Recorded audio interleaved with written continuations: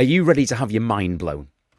And I'm not even joking, because this next tool enables you to create AI models without any coding knowledge that can do just about anything, from an image, from text, or from audio. For example, from text, detect toxic language or extract information. From an image, you can identify objects in the image or extract text from the image. Or from audio, you could identify sounds or the spoken language. It's incredible stuff. Just before we tell you all about Cogniflow, help yourself and help me by clicking that subscribe. Also click the notifications, and when I find great deals that are time limited, you will be the first to hear about them. But now, this is exciting. Let's jump in and have a look at Cogniflow. So this really is quite incredible. Here is Cogniflow.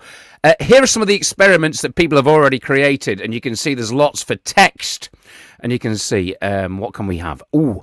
Identify from 176 languages. So you upload some text into Cogniflow, into that experiment, and it'll tell you the languages that are in there. You can extract information from text. You can detect toxic language in a text. For images, and we're going to try a couple of these in a minute.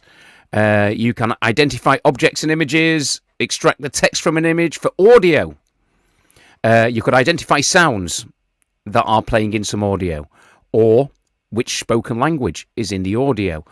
But if you want to create a new experiment, you click create a new experiment, and then you can decide whether it's going to be an image-based, text-based, or audio-based, and the AI will do it for you. But now let's just have a look at this.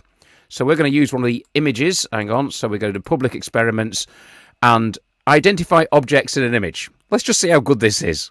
And we're going to use this model. So it's called object detection on Coco dataset using, I don't know what that means, but maybe you do.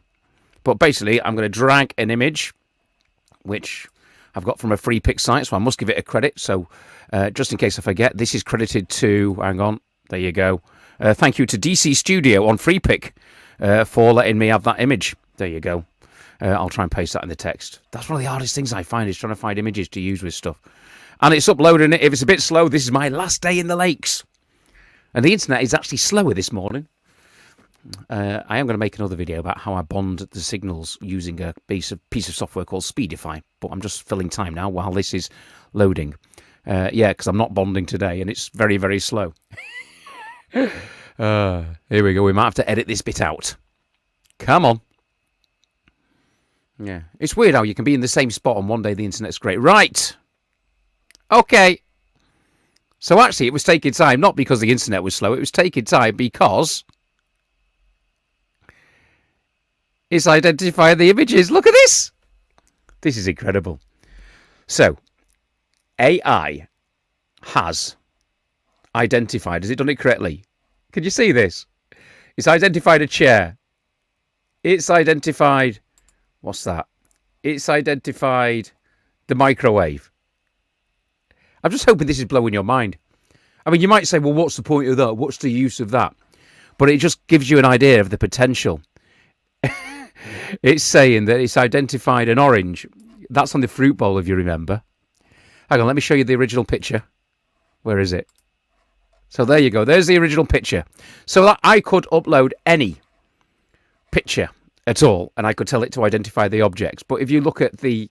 This is pretty mind-blowing, isn't it? If you look at the Cogniflow here, you can see that in that fruit bowl, it's identified... It's 26% sure it's identified an orange. It's 2% sure, but it's correct that it is identified a dining table. It's absolutely correct.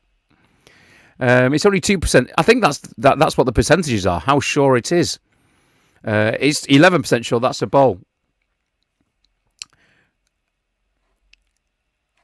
I'm very impressed with that. That is quite mind-blowing what AI has done. So it's obviously learnt all of those things through other people using it. And now looking at that picture, it automatically tells you, imagine what you could use this for. I don't know, in a crime scene, if you worked for the police, just as an example, and, you could quickly put pictures in there and get it to identify possible murder weapons.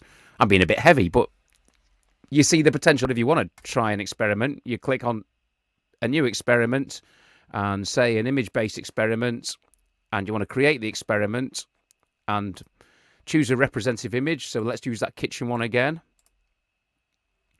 And it'll upload that. And you put identify kitchen objects. So this is creating a brand new. I know we've already used the identify object thing. Tool to identify objects in a kitchen. Next step. Keep in mind, name the folders. Right, so we recommend at least 300. Okay, so if you're going to go for this and start creating the AI to do this, what it recommends, Cogniflow, is if you're going to create a new model, that at least 300 to 500 images should be used in the category. And then browse your files, and then presumably, I presume the AI will automatically identify them. I'm not going to do that now because I haven't got 300 to 500 kitchen objects. But it'd be fascinating if somebody really is into their AI to actually comment below in the video and tell us, how you've used Cogniflow to create your own AI experiments. But just for now, I thought I'd make you aware. I suggest you have a look at, like I have done, their objects that are already there, the public experiments. Test them out, see how good they are. And if you do feel you need Cogniflow and you can use it in your business or with your research or development, have a look in the description because there is a good deal on it at the moment. Let's jump out and tell you what I think about Cogniflow. So, quite mind-blowing. I mean, that photo I uploaded with the kitchen and it identified the objects. And that's already there. So you can already see uses for that in the real world, can't you? I was talking about a crime scene or possibly trying to identify different things just in a photo. Let's try that again. So jumping out, and yes, pretty mind-blowing. Very, very impressed with just the little bits I saw there when I uploaded that picture of the kitchen and it identified the objects. And there's already real uses for that in the world. For example, I said the police and putting a picture in of a crime scene and trying to identify a knife, but I'm sure you can think of more useful examples than that.